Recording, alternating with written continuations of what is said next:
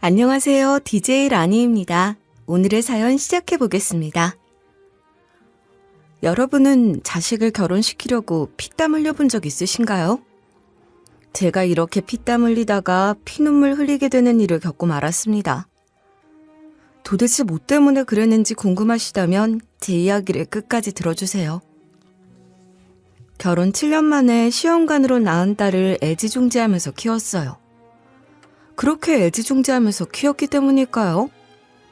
딸이 자존감이 높은 편이라서 자기가 하고 싶은 건 무조건 해야 하는 성격이었어요. 우리 딸이 남편이 반대하는 직업을 가졌거든요. 사실 딸이 대학을 졸업할 무렵부터 남편이 늘 이런 식으로 말하긴 했었어요. 다른 애들은 이미 취업했다고 하던데 넌 왜 깜깜무소식이냐? 좋게 말할 때 소설가 될 생각하지 말고 공무원 시험 준비해라. 안정적인 직업이 최고다. 남편이 이러면서 글이 정 쓰고 싶으면 출판사나 신문사 같은 곳을 알아보라고 했는데요. 그러니까 딸이 고개를 저으면서 이렇게 대답하는 거예요. 아빠, 난 소설가가 될 거야. 글을 쓰면서 살고 싶어. 아빠가 문창과 가는 것도 반대해서 국문과 갔는데 왜 그러는 거야? 딸이 이러니까 저는 또 둘이 언성을 높이면서 싸울까봐 걱정됐죠. 남편이 그 말을 듣고 나서 한숨을 쉬면서 이렇게 반응했는데요. 에휴, 글 써서 먹고 살 수 있을 것 같냐? 세상에 글쟁이들 다 배고프다. 글은 나중에 써도 되니까 일단 회사부터 들어가라. 딸이 남편 말을 한 귀로 듣고 한 귀로 흘렸어요. 결국 딸이 고집을 부려서 대학을 졸업한 뒤에 웹소설인가 뭔가를 쓰기 시작했죠. 몇몇 작품이 온라인에 올라가긴 했지만 조회수는 바닥을 쳤고 그마저도 금방 잊혀졌어요. 결국 딸이 출판사에서 교정교열 아르바이트를 하며 생계를 유지하게 되는데요. 그 모습을 본 남편이 매번 이런 식으로 쓴소리를 던지는 거예요. 내가 뭘 했냐? 글쟁이는 다 배고프다고 했잖아. 그 시간에 공무원 시험 준비나 하지. 이게 다 무슨 고생이냐? 남편이 이러니까 딸의 표정이 확 굳더라고요. 아버지의 비난에 참을 수 없었는지 딸이 이런 식으로 언성을 높였어요. 아빠, 나도 알아. 소설가는 지금은 힘들지만 나중에 확 터질 수 있는 거라고. 성공하려면 시간이 필요하다니까? 아빠는 왜 내가 하는 일을 믿어주고 지지해주지를 않는 거야? 딸이 이러면서 서운하다고 이야기하고 있었거든요.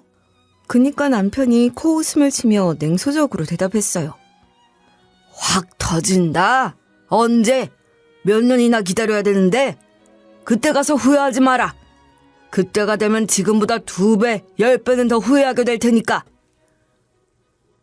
남편까지 이러니까 두 사람의 갈등이 점점 심해졌어요.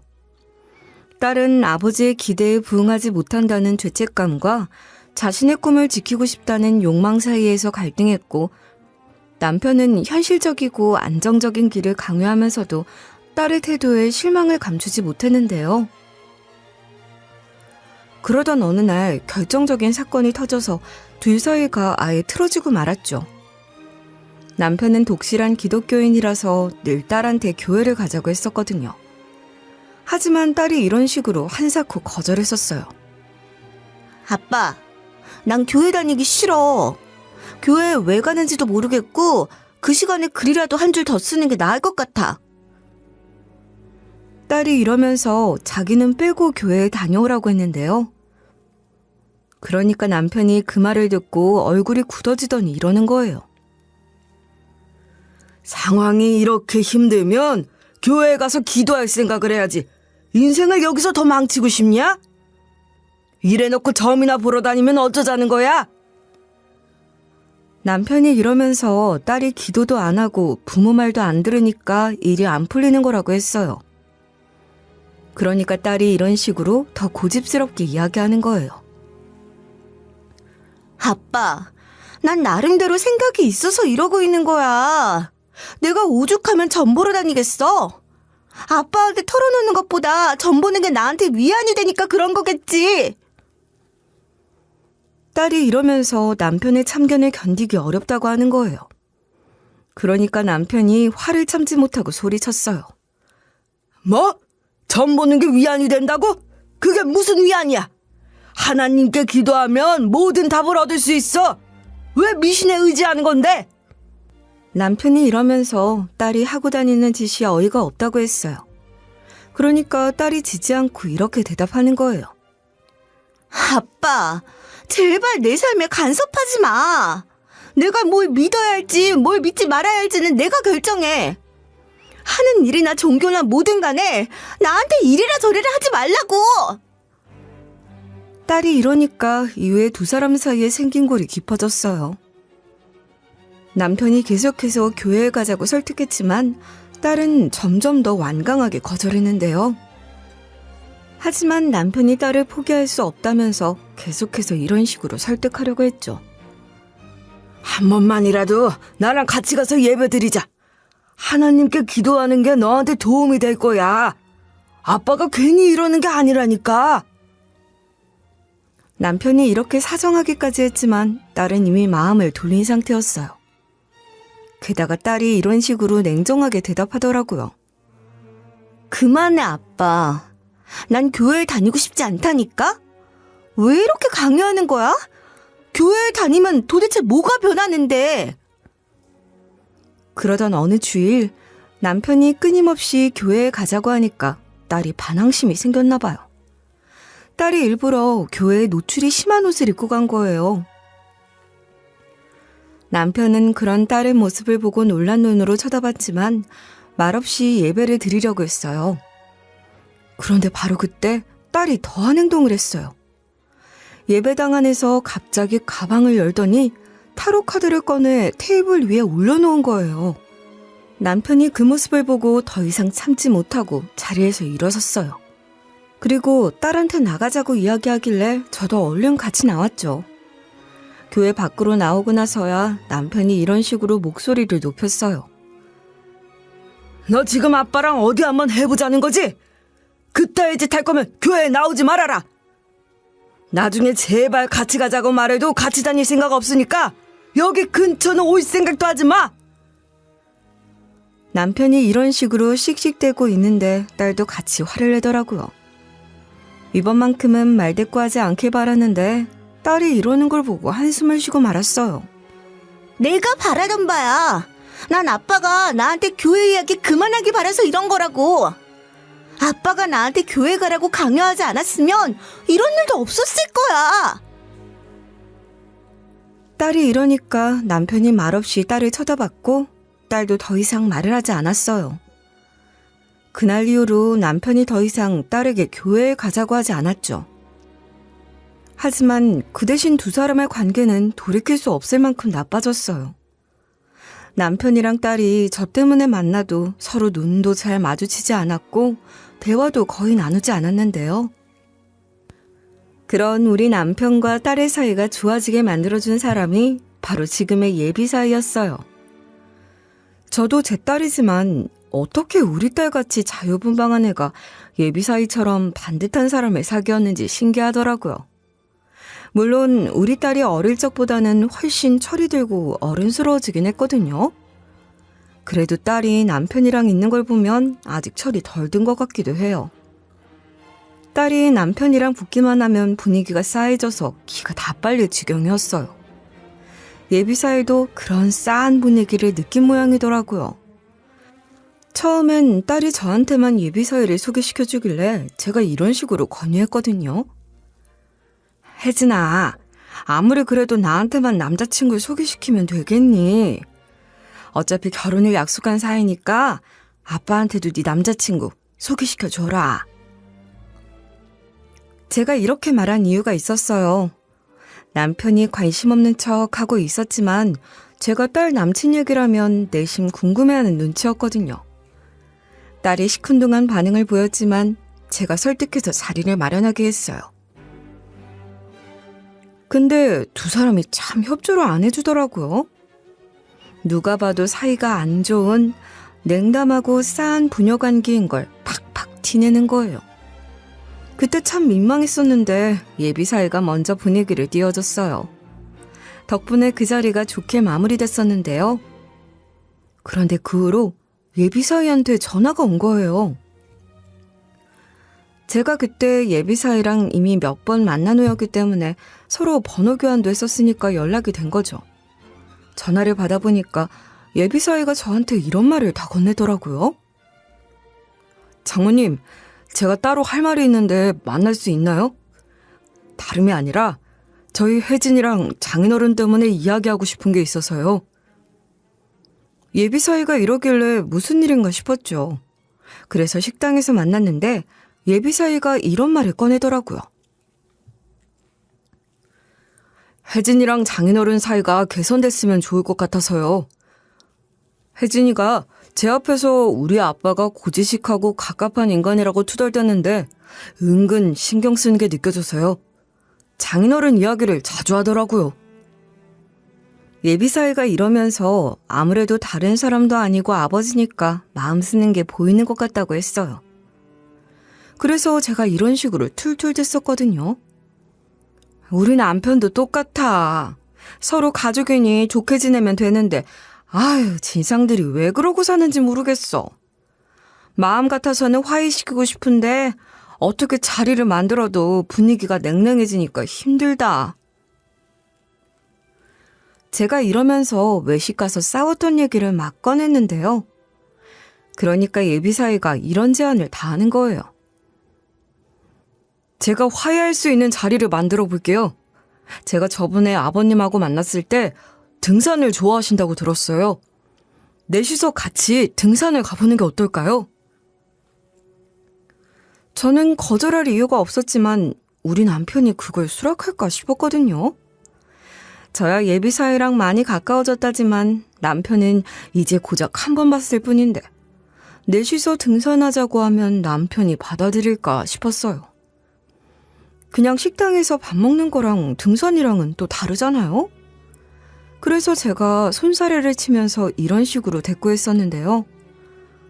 아유, 우리 넷이서 등산 간다고 하면 가겠어? 바로 안 가겠다고 할걸? 나름 몰라도 우리 그이는 니들끼리 다녀오라고 할 거다. 제가 이러면서 예비 사이에게 괜히 신경 쓰지 말라고 했거든요. 그런데 예비 사이가 웃으면서 이리 대답하는 거예요. 제가 아버님한테 잘 이야기해 볼게요. 설득할 자신 있으니까 걱정하지 마세요. 혹시 아버님 번호 좀 알려주실 수 있나요? 예비 사이가 워낙 자신만만하게 답하길래 제가 남편 번호를 알려줬죠. 그러니까 그 다음날 저녁에 남편이 갑자기 저를 부르더니 이런 이야기를 다 꺼내더라고요. 예비 사이가 딸이랑 당신이랑 다 같이 등산 가자고 하더라. 이번 주 주말에 가져가던데 그때 약속 없지? 남편이 이러면서 약속 없으면 같이 산 타고 오자는 거예요. 그거 보고 감탄했었어요. 저 고지식한 인간도 구워 삶았구나 싶더라니까요. 그렇게 다 같이 등산을 하러 가게 됐는데 두 사람 사이의 공기만 아주 차디 차더라고요. 역시 좋은 자리를 마련해도 사람들이 안 따라주면 소용이 없구나 싶었죠. 그런데 하산하는 길에 예비 사이가 갑자기 제 쪽으로 와서 이러는 거예요. 장모님, 우리 그냥 먼저 가버려요. 두 사람만 있을 시간이 있어야 할 거 아니에요. 그래야 저 둘이 억지로라도 말을 할 것 같은데요. 예비 사이가 이러면서 제 손을 잡고 막 앞질러서 가버렸어요. 남편이랑 딸이 뒤에서 막 부르면서 따라오려고 했는데 사람들한테 가로막혀서 쉽게 내려오지를 못하는 거예요. 결국 우리가 먼저 도착해서 기다리고 있었거든요. 근데 남편이 딸을 업은 채로 내려오고 있는 거예요. 제가 깜짝 놀라서 얼른 다가가며 이렇게 물었는데요. 그새 다쳤어? 무슨 일이 있었길래 다친 거야? 아유, 또 내려오면서 서로 싸웠지? 말싸움하면서 내려오니까 이렇게 다친 거 아니야? 제가 이러면서 속상해가지고 딸 상태를 얼른 살펴봤거든요. 근데 딸이 울먹거리면서 이런 식으로 말하는 거예요. 아빠랑 같이 있기 싫으니까 얼른 엄마랑 오빠 따라잡으려고 앞서서 가다가 넘어졌어. 그러다가 발을 잘못 디뎌서 살짝 삔 것 같아. 내가 걸을 때마다 아파하니까 아빠가 업어줬어. 딸이 이러니까 남편도 뭔가 울컥한 표정이더라고요. 게다가 딸이 닭똥 같은 눈물을 뚝뚝 흘리면서 이러는 거예요. 그렇게 한참 동안 걸어 내려오면서 처음에는 아무 말도 안 하다가 아빠랑 많이 이야기를 나누게 됐어.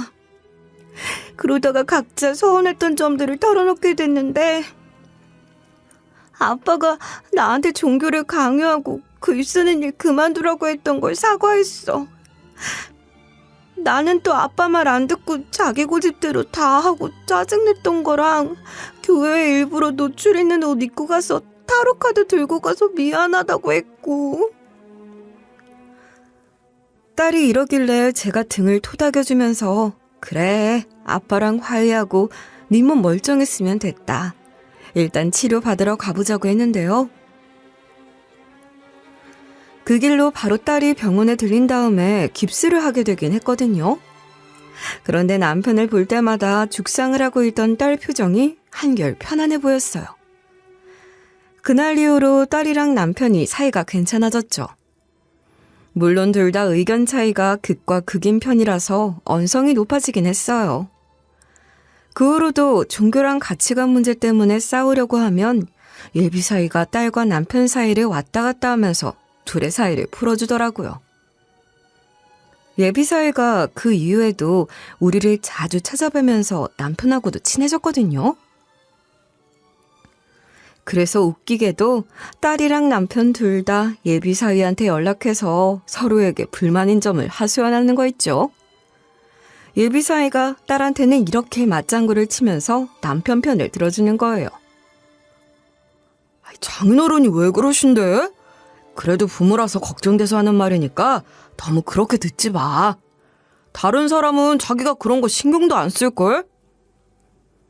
예비 사위가 이러니까 딸도 어느 정도 맞다고 생각했나 봐요.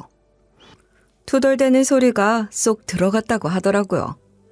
그리고 예비 사위가 남편 앞에서는 처음엔 고개를 끄덕이다가 이렇게 슬쩍 딸 편을 들었대요.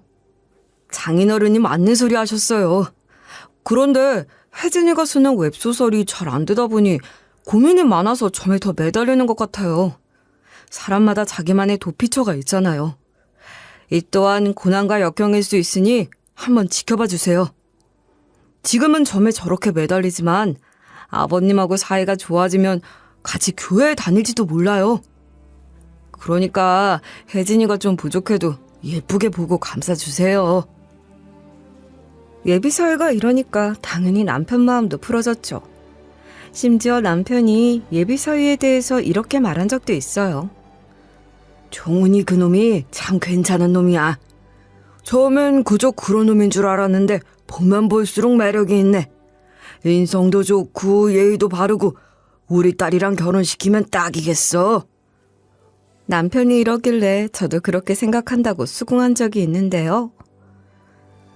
이렇게 예비사위가 중간다리 역할을 확실하게 해줘서 집안 분위기가 예전보다 훨씬 좋아졌어요. 이런 일이 있었기 때문에 딸이 예비사위를 데리고 와서 결혼 허락을 해달라고 했을 때 바로 오케이 했었죠. 그 후로도 예비사위가 저랑 남편한테 참 잘했어요. 어느 날은 예비사위한테 전화가 와서 받아봤더니 이런 약속을 잡게 됐어요. 장모님, 이번 주 주말에 같이 놀러 가요. 어머님이랑 아버님 데리고 가고 싶은 카페가 있거든요. 제가 자주 가는 카페인데 토요일에 꼭 가보게요.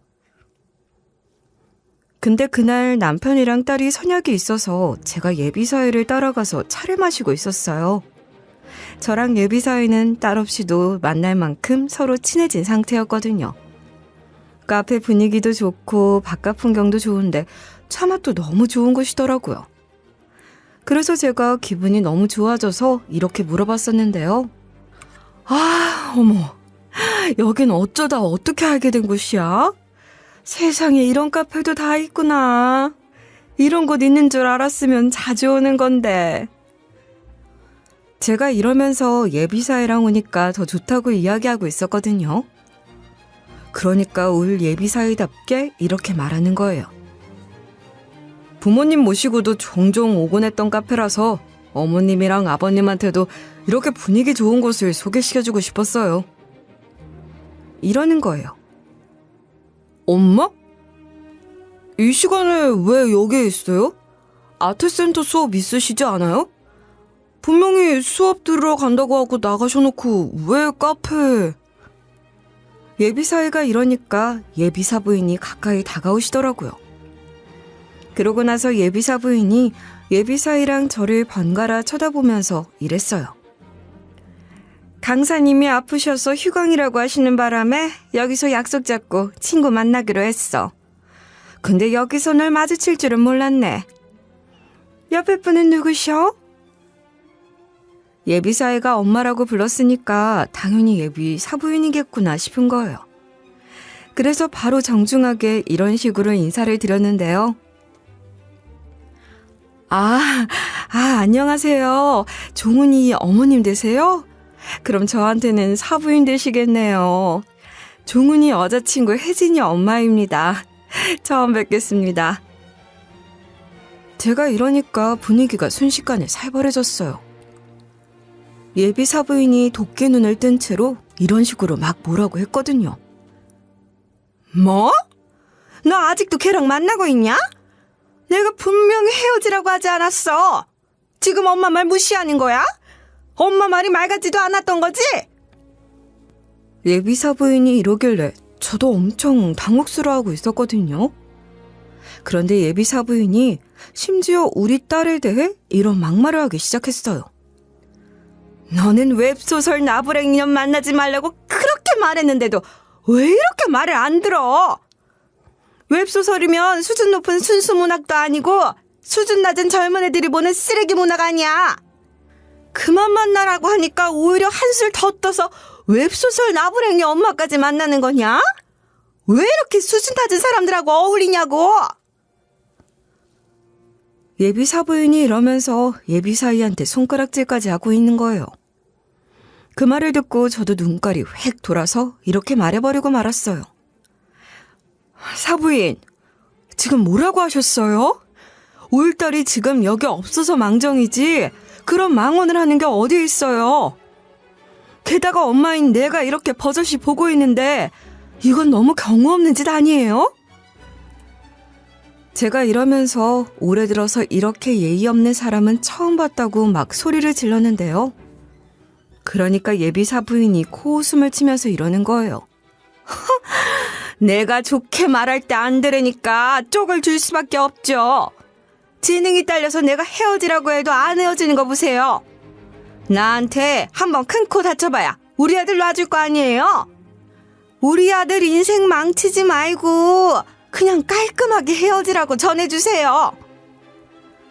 예비 사부인이 이러면서 우리 딸 조건을 좀 생각하래요. 자기 아들이 100배 아깝다는 소리를 해대서 제가 이렇게 윽박 지르고 말았어요. 이 사람 진짜 미친 거 아니냐? 나도 당신네 같은 집안에 시집 보낼 생각 없으니까 착각하지 마세요. 당신이야말로 우리 딸 인생 망치지 말고 접근하지 말라고요. 우리 딸한테 전화나 문자로 함부로 욕하거나 막말하면 당신 고소할 거예요. 제가 이러니까 예비 사부인 얼굴이 불그락 푸르락 변해가는 거예요. 이 다음에 딸한테 바로 전화해서 이렇게 소리 지르고 말았는데요. 혜진아, 예비 사부인이 개인적으로 연락해서 욕하거나 막말한 거 있어? 전화나 문자 싹 다 나한테 넘겨라. 나 이대로 못 넘어간다. 이 사람 참교육해줘서 정신 차리게 해줘야겠다. 제가 이러면서 예비 사부인 때문에 결혼 못 시키겠다고 했는데요. 그러니까 울 딸이 이런 식으로 황당해하고 있었어요. 뭐라고? 엄마 갑자기 전화해서 무슨 말을 하는 거야? 어머님이랑 무슨 일 있었어? 오빠랑 단둘이 카페 간다고 해놓고 무슨 일이 있었길래 그래? 딸이 이렇게 물어보는 걸 듣고만 있었는데 예비 사부인이 진짜로 우리 딸한테 개인적으로 연락해서 한 말이 있는지 뜨끔하는 거예요. 예비사 부인이 제 핸드폰 쪽으로 몸을 기울여서 우리 딸한테 악을 질렀어요. 너 나랑 전화한 거나 문자한 거 넘겨주기만 해라. 만약에 니네 엄마한테 넘겨줬다가 걸리면 내가 가만히 안 있을 거야. 우리 아들이랑 계속 만나고 싶으면 행동 똑바로 해. 이렇게 호통친 다음에 카페 밖으로 나가버리더라고요. 제가 그날 우리 딸이 그 집안에서 반대당하고 있다는 걸 알게 된 거죠.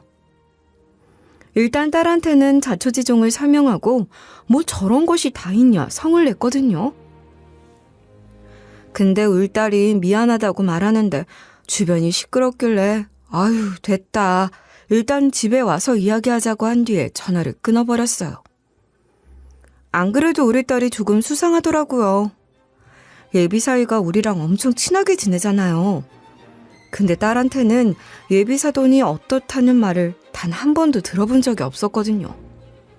그래서 저도 궁금하니까 예전에 은근슬쩍 이런 식으로 물어봤었는데요. 혜진아, 근데 왜 너는 예비 사부인이나 예비 사돈 이야기를 안 하냐? 나중에 시부모님 될 분들 본 적 있어? 어떤 분들인 것 같아?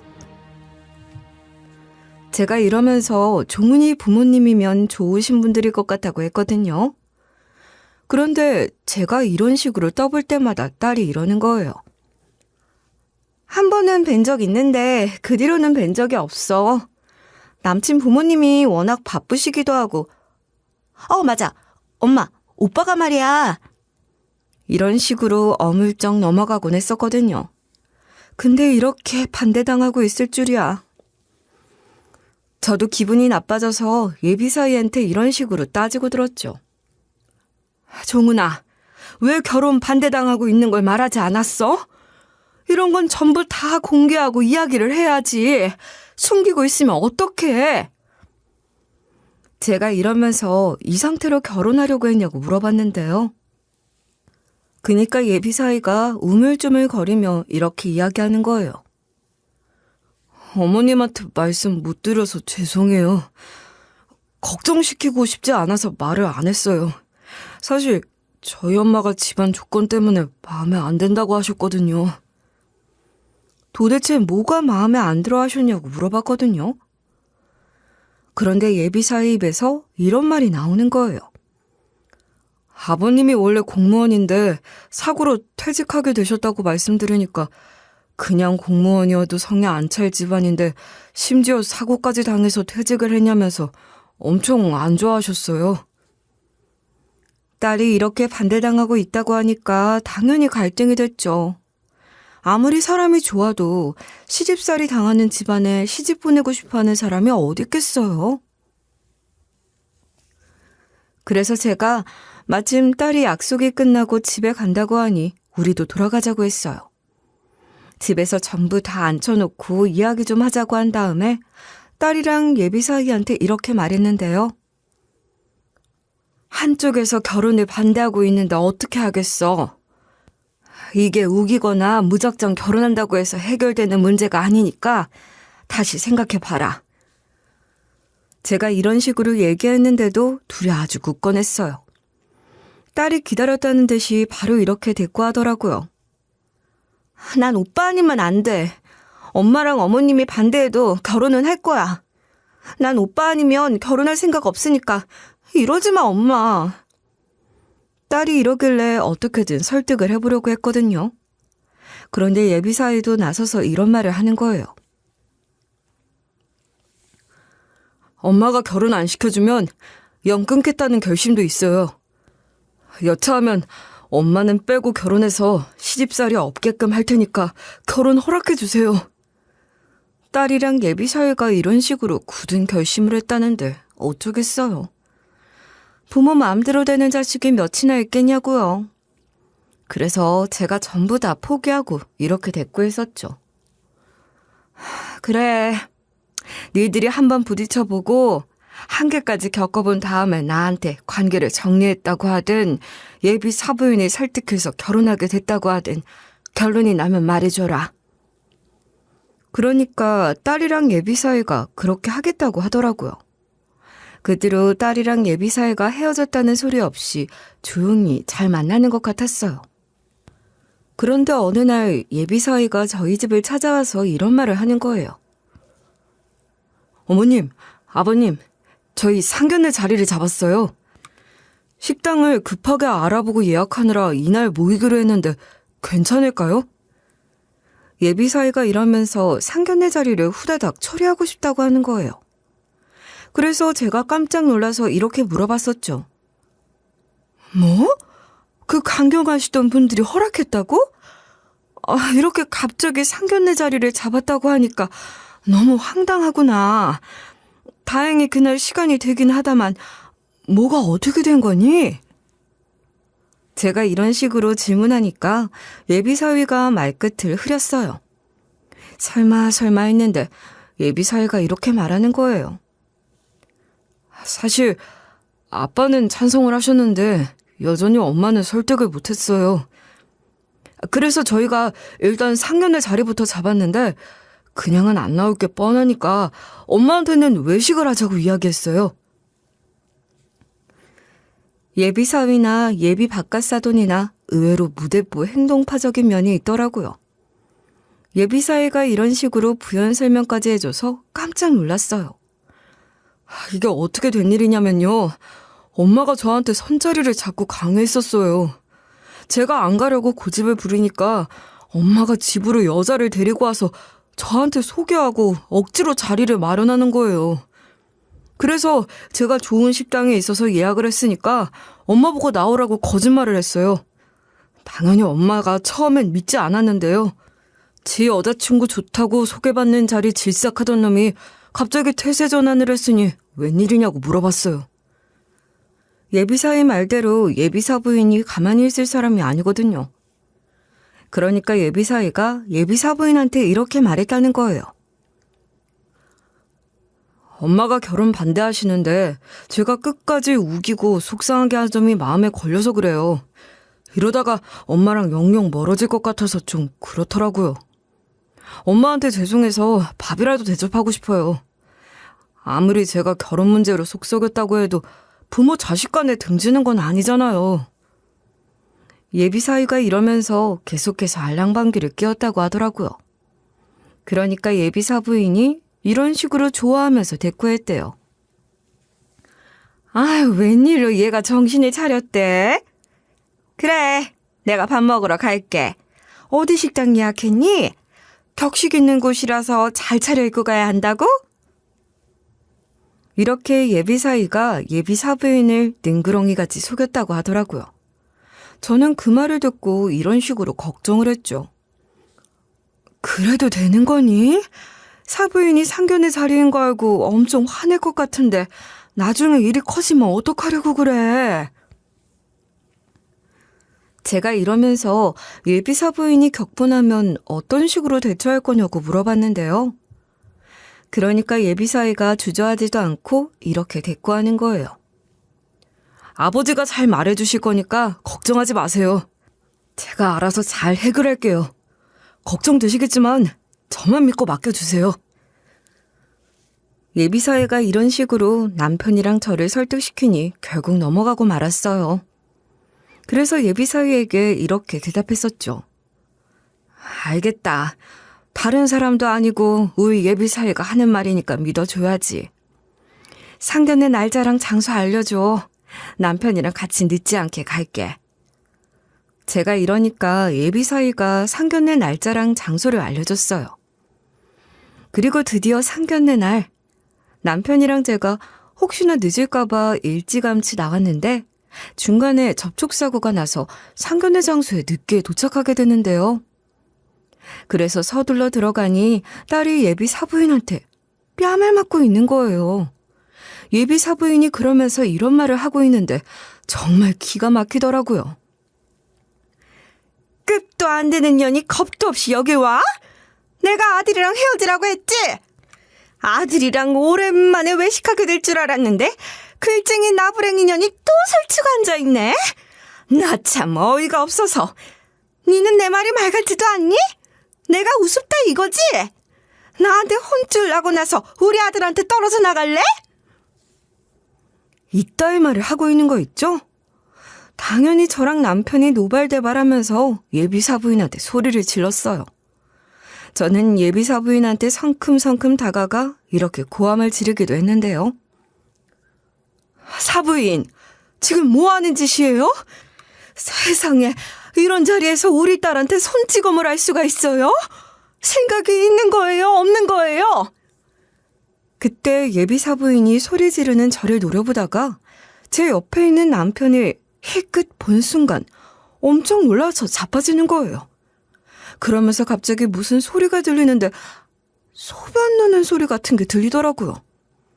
처음엔 착각인 줄 알았는데 세상에 예비 사부인 치마가 해기한 광경에 입을 틀어막았는데 예비 사부인도 창피한지 얼굴을 들지 못했어요. 그랬더니 갑자기 예비 바깥사돈이 나서서 이러는 거예요. 저 잠시만 와이프랑 차에 다녀와도 될까요? 최대한 빨리 오겠습니다. 일단 저희 빼고 식사하고 계셔주세요. 정말 죄송합니다. 우리가 그러라고 하니까 예비 바깥사돈이 예비 사부인을 데리고 나가는 거예요. 이게 대체 무슨 상황인가 얼떨떨해하고 있는데 예비 사위가 이랬어요. 우리 엄마가 예전에 화재 사고를 당한 적이 있는데 그때 다친 것 때문에 중추신경계 이상이 생겼어요.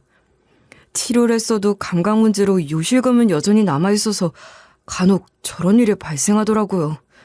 그래서 항상 엄마가 실수할 때를 대비해 차에 여분의 옷을 두고 있어요. 저는 그러려니 하고 이해하고 있었어요. 그런데 남편이 고개를 갸우뚱거리면서 이렇게 말하는 거예요. 저 사람 뭔가 낯이 익네. 이상하다. 사부인을 본 순간 딱 뭔가 익숙한 느낌이 들더라고.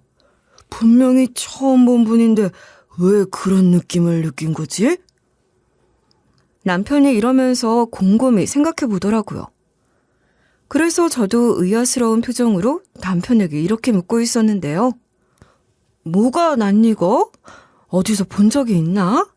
그냥 닮은 사람 아니야? 당신이 사부인을 만났을 리가 없잖아. 아님 스쳐 지나가다가 봤으려나? 제가 이러고 있는데 예비 사부인이랑 예비 바깥사돈이 들어오더라고요. 그때 남편이 설마 하는 눈빛으로 예비 사부인한테 일이 묻는 거예요. 혹시 제가 소방관 일할 때 사부인을 구해드렸는데 기억하세요? 제가 제 생일날 구했어서 기억에 남아있거든요. 남편이 이러길래 제가 놀래서 예비 사부인이 무슨 사고를 당했었냐고 물어봤거든요. 그러자 예비 사부인이 좀 당황스러워하더니 이러는 거예요. 네, 맞아요. 저도 기억나요. 그때 감사했습니다. 그때 화재 사고가 났었는데 사돈이 도와주셨어요. 이렇게 뵙게 될 줄은 몰랐는데 신기하네요. 예비 사부인을 구해준 사람이 우리 남편이었다니 놀라고 있었거든요. 예비 사부인이 맞다고 하자 남편이 갑자기 표정이 일그러지더라고요. 그리고 남편이 이런 식으로 일침을 날리기 시작했어요. 역시 그분이 맞으셨군요. 잘 살길 바랐지만 이런 식으로 다시 만나게 되니 기분이 썩 좋지 않네요.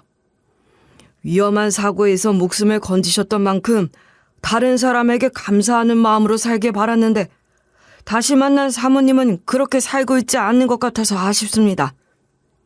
저는 사모님이 이렇게 남의 귀한 집 딸에게 손찌검 하라고 구해준 건 아니었는데 말이에요. 그러자 예비 사부인이 가만히 있지 못하고 엄청 쩔쩔맸어요. 게다가 예비 사부인이 남편한테 이런 식으로 변명을 하는 거예요. 제가 한 말을 부디 잊어주세요. 제가 말실수를 했습니다. 생명을 구하신 분의 따님인 줄 알았다면 이렇게 굴지 않았을 거예요. 예비 사부인이 이러면서 한 번만 봐달라고 빌더라고요. 그랬더니 남편이 냉소를 지으면서 이런 식으로 직언을 날렸어요. 사부인께서는 말을 참 재밌게 하시네요. 그럼 만약에 제가 그 소방관이 아니었다면 남의 집 딸에게 함부로 대해도 된다는 말씀이신가요? 예비사 부인이 그 말을 듣고 말문이 막힌 듯 아무 말도 못하고 어쩔 줄 몰라 하더라고요. 그러니까 남편이 아주 단호하게 이런 말을 내질렀어요. 우리 딸을 함부로 대하는 집안과는 상종하고 싶지가 않네요. 저는 이런 집안으로 우리 딸 시집 보낼 생각 없습니다. 미안하지만 딸을 데리고 가야겠습니다. 그러자 예비사 부인이 털썩 주저앉더니 우리 남편 바지가랑이를 잡는 거예요. 그리고 나서 이렇게 매달리기 시작했어요. 안 돼요, 안 돼요. 제발 한 번만 기회를 주세요. 진짜 제가 큰 죄를 띄었습니다. 제발요. 제가 다시는 안 그럴 테니 용서해 주세요. 심지어 울면서 매달리더니 우리 딸한테도 머리까지 숙이며 사과했어요. 결국 남편이랑 제가 나서서 말렸는데도 예비사 부인이 끝까지 바닥을 기어다니는 거예요. 그래서 제가 결국 이렇게 말씀드리고 말았어요. 그만하세요, 사부인. 알겠어요. 저희 안 갈게요. 계속 상견례 자리 이어서 할 거니까 이러지 마세요. 바닥에서 이러지 말고 일어나서 이야기하세요. 제가 이런 식으로 이야기한 후에야 예비 사부인이 간신히 바닥에서 일어났는데요. 예비 사부인이 우리 남편을 보고 나서 우리 부부한테 겁나 공손해졌어요. 얼마나 공손했는지 눈도 못 마주칠 정도였죠. 심지어 상견례 중간에 딸한테 또 사과를 하는 거예요. 갑자기 자리에서 일어나 딸 옆으로 가더니 무릎까지 꿇은 채로 이랬어요. 혜진아, 내가 결혼 반대해서 미안하다. 예비 며느리 너라면 언제든지 결혼해도 좋아. 내가 너한테 말로 상처 준 거 속죄하면서 살게. 그러니까 내가 한 짓은 부디 잊어주라. 응? 예비사 부인이 이러니까 딸이 부담스러워하더라고요. 심지어 딸이 예비사 부인에게 이런 말까지 했었거든요. 어머님, 아까 사과 받았잖아요. 그만 사과하셔도 돼요. 무릎 꿇는 것도 그만하시고 얼른 일어나세요. 자꾸 이러시면 곤란해요. 딸이 이랬는데도 예비사 부인이 계속해서 사과하는 거예요. 게다가 제 옆으로 와서도 넙죽 엎드린 채로 이랬어요. 제 목숨을 구해준 분의 부인인 줄 알았으면 이렇게 대하지 않았을 거예요. 따님한테 글쟁이 나부랭이니 뭐니 그런 말을 하면서 무시하고 헐뜯어서 죄송해요. 카페에서 한 말이나 상견례 자리에서 한 말 전부 다 사죄할게요. 제발 제 사과를 받아주세요. 180도 바뀐 예비 사부인의 태도에 어이가 없었죠. 애초부터 예비 바깥사돈이랑 우리 부부는 결혼을 허락했었잖아요. 예비 사부인이 결혼 허락하겠다는 입장이니 우리 딸이랑 예비 사이가 결혼하기로 결정됐어요. 그런데 좀 이상한 부분이 있었어요. 단순히 공손하다기에는 약간 두려움에 떨고 있는 느낌이더라고요. 가끔씩 예비 사부인의 손이 벌벌 떨리고 있었어요. 아무리 생각해봐도 예비 사부인이 떨 이유가 없어서 제 착각인가 했는데 우리 남편이 상견례가 끝나고 나서 이런 말을 하는 거예요. 사실 내가 예비 사부인의 비밀을 알고 있었어. 그래서 사부인이 갑자기 저렇게 저자세로 나오는 거야. 절대 알려져서는 안 되는 비밀을 내가 알고 있거든. 남편이 이러면서 예비 사부인이 어지간히 이혼당하기 싫은 것 같다고 하더라고요. 그래서 제가 이게 뭔 소리인가 싶어서 이렇게 물어봤었는데요. 그건 또 뭔 소리야? 소방관일 때 사부인 구해준 거 말고도 또 만난 적 있어? 개인적으로 따로 알고 있었다는 소리야? 제가 이러면서 귀를 쫑긋 세우고 있었거든요. 그러니까 남편이 기가 막히고 코가 막히는 이야기를 해주는 거예요. 예비 사부인 있잖아. 그때 상간남이랑 같이 있었어. 그때 펜션에서 사고가 났었는데 예비 사부인이 예비 바깥사돈한테 친구랑 같이 펜션 간다고 하고 상간남이랑 같이 갔었나 봐. 물론 예비 바깥사돈을 속이기 위해 실제 친구랑 같이 간 건 맞더라. 다만 거기에 상간남도 꼽살이 낀 형태였어. 남편이 이러면서 세상에 이런 우연이 다 있냐고 하더라고요. 저도 그 말을 듣고 깜짝 놀라서 이렇게 대꾸했었는데요. 어떻게 그렇게 자세히 알고 있어? 아무리 당신이 예비사부인을 구해줬다고 하는데 그냥 소방관으로서 구해준 사이일 뿐인데 이런 자세한 사정까진 모를 거 아니야. 그랬더니 남편이 고개를 절레절레 저으면서 이러는 거예요. 내가 하나하나 설명해 줄 테니 일단 내 말을 들어봐. 내가 예비사부인과 만난 건 펜션에서였어. 그 펜션에서 화재 사고가 나서 내가 출동을 간 거야. 예비사부인이 사고가 났을 때 상간남이랑 있었는데 나한테 제발 내 남자친구도 구해주세요라고 울고불고 하더라고. 알겠다, 구해주겠다고 했었는데 그 순간 불이 붙은 상간남이 창문 밖으로 뛰어드는 바람에 즉사를 했어. 결국 상간남이 병원에 실려가는데 예비사부인이 따라가려고 하더라고. 남편이 그러는데 예비사부인이 이때 워낙 소란이니까 주의 깊게 쳐다보고 있었대요. 그런데 그때 예비사부인 일행들이 와서 이런 식으로 조용히 윽박질렀대요. 너 그러다가 남편한테 걸려. 피해자 신분으로 조사까지 받게 되면 일 커지니까 가만히 있어. 그냥 우리가 갈게. 그래서 일행 중 한 명이 보호자 신분으로 대신 가지고 나머지 일행들이 놀러와서 이게 무슨 일이냐고 했다고 하더라고요. 그때 경찰이 와서 예비사부인 일행한테 친구분들이냐고 물어봤대요. 예비사부인 일행들이 예비사부인 눈치를 한번 보더니 그렇다고 대답했다는 거예요. 경찰들이 누가 불질렀는지 아시냐고 물어보니까 예비사부인이 눈물 콧물 짜면서 이렇게 애원했대요. 불지른 놈 잡아주세요. 실수로 했든 고의로 했든 간에 벌 좀 주세요. 우리 자기 어떡해요. 난 우리 자기 없으면 못 산단 말이에요. 우리 자기 좀 살려주세요. 이렇게 예비사부인이랑 그 일행들이 난동을 피웠기 때문에 우리 남편 뇌리에도 강렬하게 남아있었다고 하더라고요. 예비사부인도 이때 우리 남편 얼굴을 기억하고 있어서 상견례 자리에서 봤을 때 깜짝 놀랐던 거죠.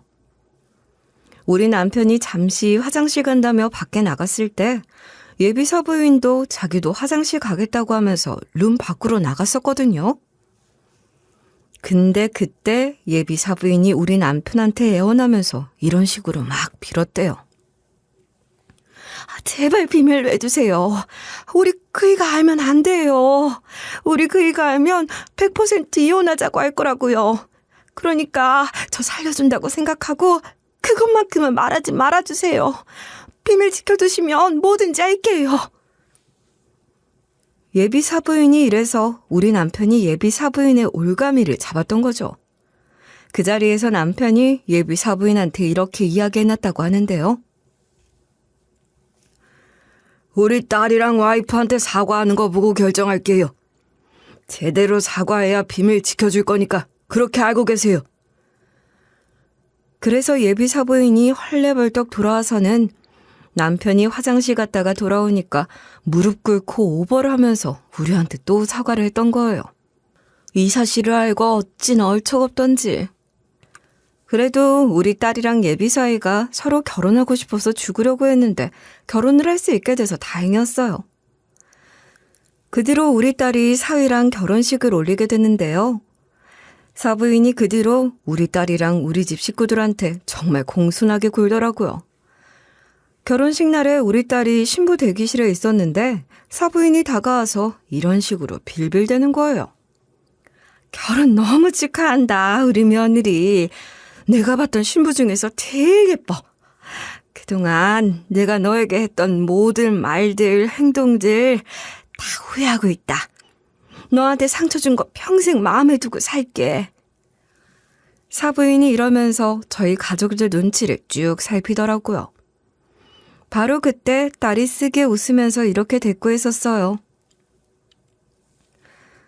이제 다 지나간 일이니까 괜찮아요. 저도 그동안 힘들긴 했지만 잊으려고요. 저번에도 말씀드렸지만 사과는 충분히 받았으니 그만하셔도 돼요. 딸이 이러면서 이렇게 좋은 자리에 좋은 이야기만 나누자고 했는데요. 그러니까 사부인이 이런 식으로 조심스럽게 굴더라고요. 혜진이 네가 너그럽게 봐줘서 너무 고맙다. 이제 며느리 너한테 친정엄마 같은 시어머니가 되고 싶어. 이제부터는 너를 내 딸처럼 생각하고 대할게. 우리 가족이 된 이상 너희들이 행복하게 지낼 수 있도록 내가 돕고 싶어. 사부인이 이렇게 너무나도 공손하게 말하니까 딸 마음이 조금 풀렸나 봐요. 딸이 살짝 온화해진 표정으로 이런 식으로 말하더라고요.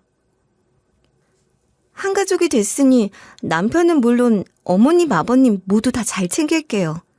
그러니까 어머님도 저한테 편하게 해주세요. 딸이 이러면서 이제 결혼하지 않았냐며 부케를 들어 올리는 거예요. 심지어 사부인이 우리 딸한테 이런 말까지 했어요. 너한테 부끄럽지 않은 시어머니가 될게. 결혼식이 끝나고 신혼여행을 다녀오고 나서 우리 차 한잔하면서 얘기 나누자. 우리 며느리랑 친해지고 싶다. 그 후에 사부인이 저랑 남편한테 다가와서 어색하게 눈치를 봤죠. 사부인이 그러다 이런 식으로 저희 부부 비위를 맞춰주는 거예요. 오늘 다행히 날씨가 좋네요. 딸이 너무 예쁘더라고요. 우리 아들이 저렇게 예쁜 딸이랑 결혼하게 된 게 천만 다행이에요. 우리 아들이 정말 결혼을 잘한 것 같아요. 내가 장가 보내는데 돈을 더 보탰어야 했는데 아쉬워요. 나중에 큰돈 생기면 우리 아들이랑 며느리를 위해 쓸게요. 사부인이 이러길래 남편이랑 제가 눈을 한번 마주쳤어요. 그래서 전 무덤덤하게 표정 변화 없이 이렇게 말했던 것 같아요. 사부인이 무리해서 돈 쓸 필요 없어요. 우리 딸한테 잘해주기만 하면 돼요. 사부인에게 사과를 받긴 했지만 이미 혜진이에게 상처 준 건 변하지 않으니까요. 앞으로 어떻게 하시는지 지켜볼 거예요. 제가 이러니까 남편도 와이프랑 똑같이 지켜볼 거라고 한마디 하더라고요. 그니까 사부인이 이런 식으로 말하면서 굽신거렸어요. 물론이죠. 물론이죠. 앞으로는 혜진이에게 더 잘할 거니까 걱정하지 마세요. 혜진이를 제 친딸처럼 여기고 잘 챙겨줄게요. 결혼식이 끝나고 필요한 장도 마무리될 무렵 딸이랑 사이가 신혼여행을 떠나기 전에 남편이랑 저랑 마지막 인사를 나누었죠. 그렇게 딸과 사이가 떠난 뒤 남편이랑 제가 사부인이랑 바깥사돈한테 다가가서 말했어요. 사부인, 잠깐 할 말이 있습니다. 결혼식도 끝났으니 한 가지는 분명히 해둬야 할 것 같네요. 저희가 이제 한 가족이 됐으니 드리는 말씀이에요.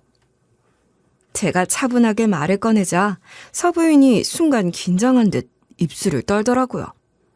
사부인의 눈동자가 심하게 흔들리고 있었지만 억지로 미소를 지어 보이며 이렇게 답했어요. 사부인, 방금도 말씀드렸지만 혜진이를 정말 친딸처럼 생각할 거니까 더 이상 걱정하지 않으셔도 돼요. 제가 아들보다 혜진이를 더 챙길게요. 하지만 저는 그 말을 믿고 있지 않았죠. 우리가 사부인 약점을 잡고 있으니까 숙이고 들어오는 게 다 보였거든요. 이미 여러 차례 딸에게 상처를 주고 우리 가족을 무시해왔던 사람이라서 언제든지 기회만 되면 뒤통수를 치고 다시 돌변할 사람이었어요. 그래서 제가 다시 한번 사부인의 눈을 똑바로 쳐다보면서 이야기했는데요. 사부인, 결혼식이 잘 끝났다고 해서 우리 혜진이한테 했던 일이 다 없어지는 건 아닙니다. 옛날처럼 혜진이한테 상처 주는 일이 다시 생기면 전 그때 절대 가만히 있지 않을 겁니다. 제 말이 끝나자마자 사부인의 얼굴이 확 굳어지는 거예요. 그리고 힐끔힐끔 바깥사돈 눈치를 보면서 이러더라고요. 사부인, 제가 그렇게 심한 말을 한 건 정말 죄송합니다. 앞으로는 절대 혜진이에게 그런 일이 없을 겁니다. 그러니까 제발 믿어주세요. 사부인이 식은땀을 흘리며 계속해서 고개를 숙였어요. 그 모습에서 두려움이 묻어나는 게 느껴지는 거예요. 제가 했던 경고가 사부인한테 확실히 와닿은 모양이었어요. 남편 역시 제 옆에서 침묵을 깨고 한마디를 더 했죠. 우리 혜진이는 며느리이기 전에 제 딸이라는 사실을 잊지 마세요. 사부인, 사람은 쉽게 변하지 않는다고들 합니다. 혜진이가 더 이상 상처받지 않도록 하세요. 이번엔 사과를 받아줬지만 2번은 없을 겁니다. 남편이 꺼낸 말에 사부인이 명심하겠다고 하면서 고개를 수그렸어요. 그날 이후로도 저는 사부인이 우리 딸한테 어떻게 하고 있는지 지켜보고 있는데요. 그러다가 이렇게 사연글을 보내보게 된 거예요. 말이란 마치 날이 시퍼렇게 선 칼 같은 것이므로 자기를 다치게 하는 일이 많다는 것을 잊어선 안 된다고 하잖아요. 당나귀는 긴 귀를 보고 알 수 있고 어리석은 사람은 긴 혀를 보고 알 수 있다고 하죠. 그러니까 여러분도 말로 상처를 주는 사람을 집안에 들이게 될 때 저처럼 확실히 참교육해주고 경고한 다음에 들이시길 바랄게요.